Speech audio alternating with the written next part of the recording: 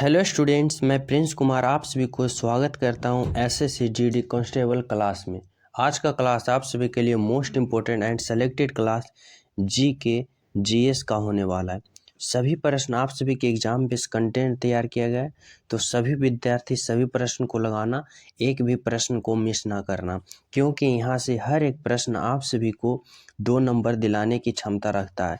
तो मैं फिर से कहता हूँ, कोई भी विद्यार्थी कोई भी प्रश्न को मिस ना करना, अगर मिस करते हो तो फिर आप समझना। तो चलिए, सभी विद्यार्थी सभी प्रश्न को लगाना, सभी प्रश्न सेलेक्टेड है। तो देखो, पहला प्रश्न क्या कह रहा है। पहला प्रश्न कह रहा है कि निजाम सागर बांध किस नदी पर स्थित है। निजाम सागर बांध जो है यह किस नदी पर स्थित है। कृष्णा नदी, मंजीरा नदी, महानदी या बनास नदी। तो निजाम सागर बांध की बात करें, यह किस नदी पर स्थित है, तो यह मंजीरा नदी पर स्थित है। किस नदी पर? मंजीरा नदी, ऑप्शन नंबर बी। अगला प्रश्न बताना है कि धरोई बांध किस नदी पर स्थित है। धरोई बांध की बात करें, यह किस नदी पर स्थित है, तो राइट आंसर होगा साबरमती नदी पर। किस नदी पर स्थित है? साबरमती नदी पर धरोई बांध स्थित है। ऑप्शन नंबर क्या होगा? Option number D is the बिल्कुल राइट आंसर। अगला प्रश्न बताना है। अगला प्रश्न है कि लोसर महोत्सव किस राज्य में मनाया जाता है। लोसर महोत्सव यह किस राज्य में मनाया जाता है, तो राइट आंसर होगा लद्दाख में मनाया जाता है। कहाँ मनाया जाता है? तो लद्दाख में। Option number C is the बिल्कुल राइट आंसर। अगला प्रश्न बताना है कि अंबुबाची पर्व किस राज्य में मनाया जाता है। अंबुबाची पर्व जो होता है यह किस राज्य में मनाया जाता है, तो राइट आंसर होगा असम राज्य में। कहाँ मनाया जाता है भाई? तो अंबुबाची पर्व असम राज्य में मनाया जाता है। ऑप्शन नंबर ए। अगला प्रश्न बताना है कि श्रीमंता शंकरदेव का संबंध किस शास्त्रीय नृत्य से है, तो राइट आंसर की बात करें तो होगा सत्रिया। किससे संबंधित है? तो सत्रिया नृत्य से संबंधित है। किनका? श्रीमंत शंकरदेव। तो राइट आंसर क्या होगा? ऑप्शन नंबर ए। अगला प्रश्न बताना है आप सभी को। प्रश्न है कि मोपला आंदोलन 1921 में हुआ था, लेकिन यह कहाँ हुआ था। मोपला आंदोलन 1921 में हुआ था, जो कि कहाँ हुआ था, तो राइट आंसर की बात करें तो यह मालाबार में हुआ था। कहाँ हुआ था? मालाबार। Option number C. अगला प्रश्न है, बताना है कि किस विटामिन में नाइट्रोजन होती है। किस विटामिन में नाइट्रोजन होती है, तो राइट आंसर की बात करें तो यह विटामिन बी में होती है। किस विटामिन में नाइट्रोजन होती है, तो विटामिन बी। ऑप्शन नंबर क्या होगा? विटामिन बी में। नेक्स्ट प्रश्न देखो क्या है। नेक्स्ट प्रश्न बताना है कि प्रिज्म द्वारा किस रंग का विचलन अधिकतम होता है। प्रिज्म द्वारा किस रंग का विचलन अधिक होता है, तो राइट आंसर की बात करें तो बैगनी रंग का जो विचलन होता है वह सर्वाधिक होता है। तो राइट आंसर क्या होगा? बैगनी। अगला प्रश्न बताना है कि मानव शरीर में किस तत्व की मात्रा में विद्युत होने पर विल्सन रोग होता है। देखो समझना कि मानव शरीर में किस तत्व की मात्रा अगर वृद्धि हो जाएगा तो विल्सन रोग होगा। तो अगर मानव शरीर में तांबा की वृद्धि होता है तो कौन सा रोग होता है, तो विल्सन रोग होता है। ऑप्शन नंबर क्या होगा? तांबा की वृद्धि। अगला प्रश्न बताना है। प्रश्न है कि वह कौन सा तत्व है जिसका परमाणु क्रमांक तथा परमाणु भार दोनों एक समान है। परमाणु क्रमांक भी एक समान है और परमाणु भार भी दोनों का एक समान होगा, तो वह कौन सा तत्व है जो आप सभी को बताना है। तो राइट आंसर की बात करें तो राइट आंसर होगा हाइड्रोजन। ऑप्शन नंबर होगा बी। अगला प्रश्न देखो क्या है। अगला प्रश्न बताना है कि निम्नलिखित में से कौन सा भारत का सबसे पुराना उच्च न्यायालय है। भारत का सबसे पुराना उच्च न्यायालय की बात करें तो राइट आंसर होगा कोलकाता उच्च न्यायालय, जो कि भारत के सबसे पुराना उच्च न्यायालय है। ऑप्शन नंबर क्या होगा? ऑप्शन नंबर सी, कोलकाता उच्च न्यायालय। अगला प्रश्न देखो, बताना है। अगला प्रश्न है कि मौलिक अधिकारों के अंतर्गत कौन सा अनुच्छेद बच्चों के शोषण से संबंधित है? बच्चों के शोषण से संबंधित की बात करें, कौन सा अनुच्छेद है? तो राइट आंसर क्या होगा? राइट आंसर होगा अनुच्छेद 24, जो कि बच्चों के शोषण से संबंधित है। यानी आप सभी को 6 से 14 वर्ष के बच्चे को कोई भी काम ना करवा सकते हो। अगर करवाओगे तो यह अनुच्छेद 24 में वर्णित है बच्चों के शोषण के विरुद्ध। समझ रहे हो? चलो अगला प्रश्न देखो। अगला प्रश्न है, बताना है कि भारतीय संविधान के किस अनुच्छेद के अंतर्गत सर्वोच्च न्यायालय इंटरनेट की पहुंच को मौलिक अधिकार घोषित किया है? तो राइट आंसर होगा अनुच्छेद 19 के तहत, ऑप्शन नंबर बी। अगला प्रश्न बताना है कि लोकसभा में सदस्यों की अधिकतम संख्या कितनी होती है? लोकसभा में सदस्यों की अधिकतम संख्या की बात करें कितनी होती है, तो यह 552 होती है। कितनी होती है? 552। ऑप्शन नंबर क्या होगा? Option number B is the बिल्कुल राइट आंसर। अगला प्रश्न है कि लोकसभा के वर्तमान सदस्य की संख्या कितनी होती है? लोकसभा के वर्तमान सदस्यों की संख्या बात करें तो राइट आंसर होगा 542। कितना होता है? 542। Option number C is the बिल्कुल राइट आंसर। अगला प्रश्न बताना है कि भारत का पहला पोशाक संग्रहालय स्थित है। भारत का पहला पोशाक संग्रहालय की बात करें, यह कहाँ स्थित है? तो राइट आंसर होगा यह गोवा में स्थित है। ऑप्शन नंबर क्या होगा? तो option number A D is the right answer. Next प्रश्न है, बताना है लोमस ऋषि गुफाएं निम्नलिखित में से किस पहाड़ी पर स्थित है? लोमस ऋषि गुफाएं निम्नलिखित में से किस पहाड़ी पर स्थित है? तो राइट आंसर होगा अरावली पहाड़ी। ऑप्शन नंबर क्या होगा? ऑप्शन नंबर डी अरावली पहाड़ी पर स्थित है। अगला प्रश्न है कि प्रसिद्ध पांडवलेनी गुफाएं निम्नलिखित में से किस राज्य में स्थित है? प्रसिद्ध पांडवलेनी गुफाएं निम्नलिखित में से किस राज्य में स्थित है? तो राइट आंसर क्या होगा? राइट आंसर होगा महाराष्ट्र राज्य में स्थित है। कहाँ स्थित है? महाराष्ट्र। Option number B. अगला प्रश्न बताना है। प्रश्न है कि किस राज्य सरकार ने मेरो रुख मेरो संतति नामक पहल शुरू किया है?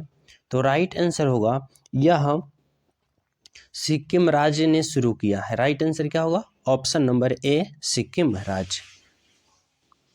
नेक्स्ट प्रश्न बताना है कि हाल ही में अंडर 90 एशिया कप 2023 का खिताब किसने जीता?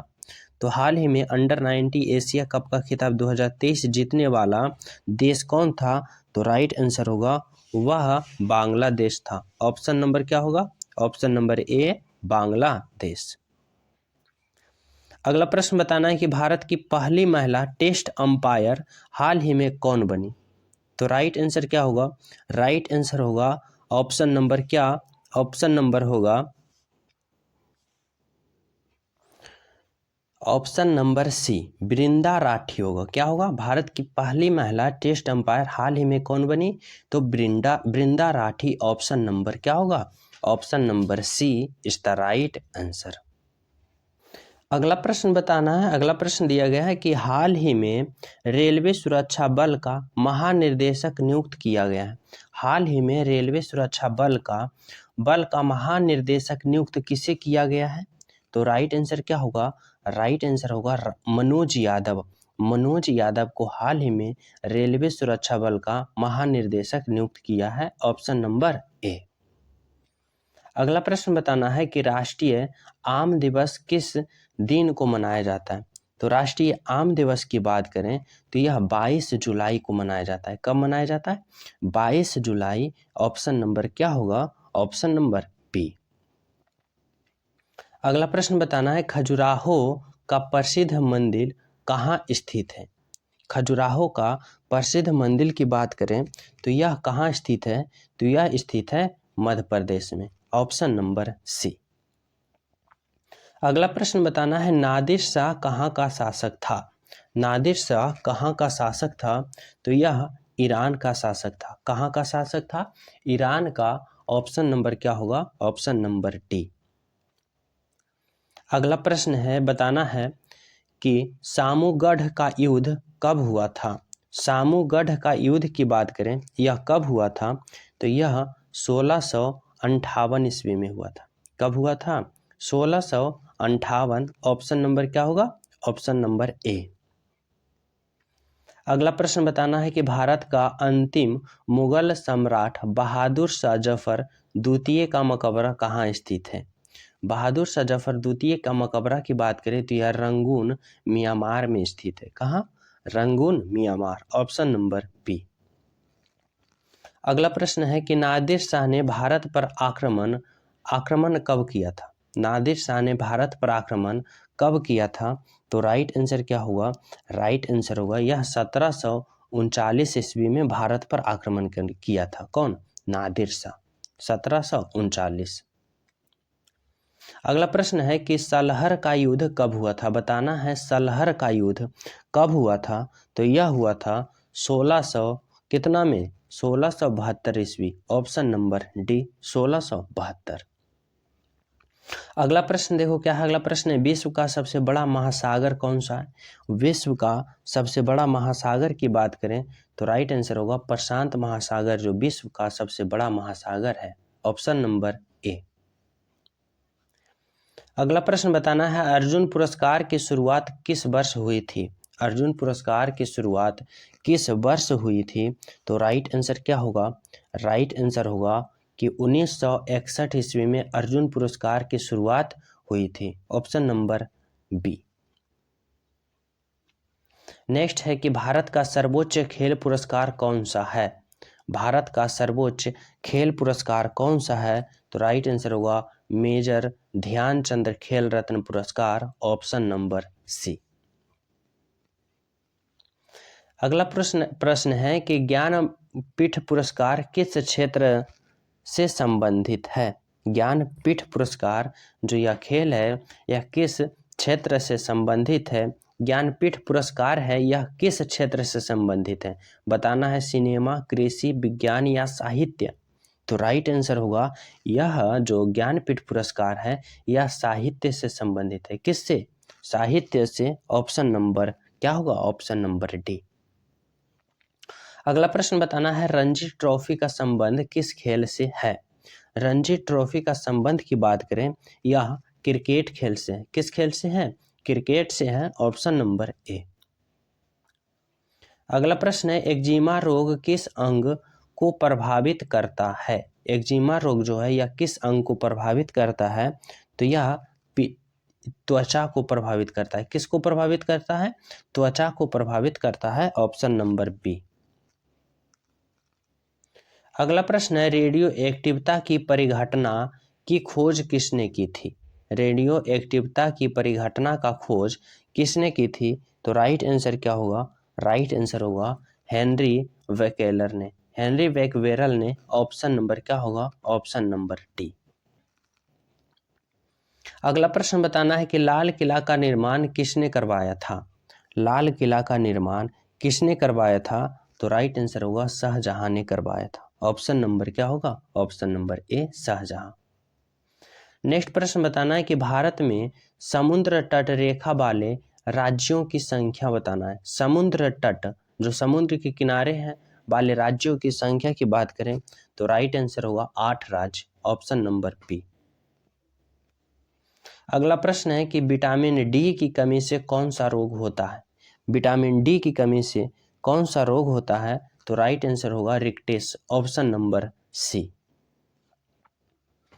अगला प्रश्न बताना है कि अभिनव भारत संगठन की स्थापना किसने की। अभिनव भारत संगठन की स्थापना किसने की, तो कौन की, राइट आंसर होगा बी.डी. सावरकर ने किया था। कौन किया था, तो BD. Savarkar, option number D. अगला प्रश्न है कि स्टैचू ऑफ यूनिटी किस नदी के किनारे स्थित है। स्टैचू ऑफ यूनिटी किस नदी के किनारे स्थित है, तो राइट आंसर क्या होगा, राइट आंसर होगा नर्मदा नदी के किनारे है। किस नदी के, तो नर्मदा नदी के किनारे, ऑप्शन नंबर ए। अगला प्रश्न देखो क्या है, अगला प्रश्न है सीके नायडू कप किस खेल से संबंधित है। सीके नायडू कप की बात करें या किस खेल से संबंधित है, तो यह क्रिकेट खेल से संबंधित है। किससे, क्रिकेट खेल से, ऑप्शन नंबर बी। अगला प्रश्न बताना है, अगला प्रश्न है कि तृतीय पंचवर्षीय योजना का समय का कार्यकाल क्या था। तृतीय पंचवर्षीय योजना, तृतीय पंचवर्षीय योजना की बात करें तो राइट आंसर होगा 1961 से 1966, ऑप्शन नंबर क्या होगा, ऑप्शन नंबर होगा सी, 1961 से 1966। अगला प्रश्न है अफगानिस्तान की संसद का क्या नाम है। अफगानिस्तान की संसद की नाम की बात करें तो राइट आंसर होगा शोरा। क्या है, शोरा, ऑप्शन नंबर डी। अगला प्रश्न है कि दूध का घनत्व किससे मापा जाता है। दूध का घनत्व की बात करें तो राइट आंसर क्या होगा, राइट आंसर होगा लैक्टोमीटर से मापा जाता है। किससे मापा जाता है, लैक्टोमीटर से। अगला प्रश्न बताना है विश्व की सबसे गहरी झील कौन सी है। विश्व की सबसे गहरी झील की बात करें तो राइट आंसर होगा बैकाल झील।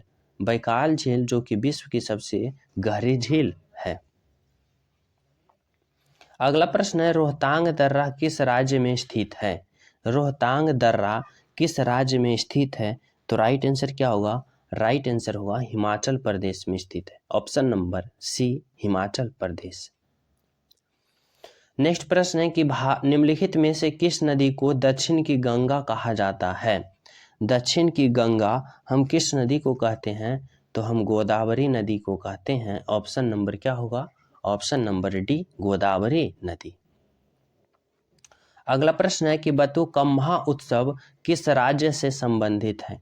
बतुकम्मा उत्सव किस राज्य से संबंधित है, तो राइट आंसर होगा केरल राज्य से संबंधित है। किस राज्य से, केरल राज्य, ऑप्शन नंबर ए।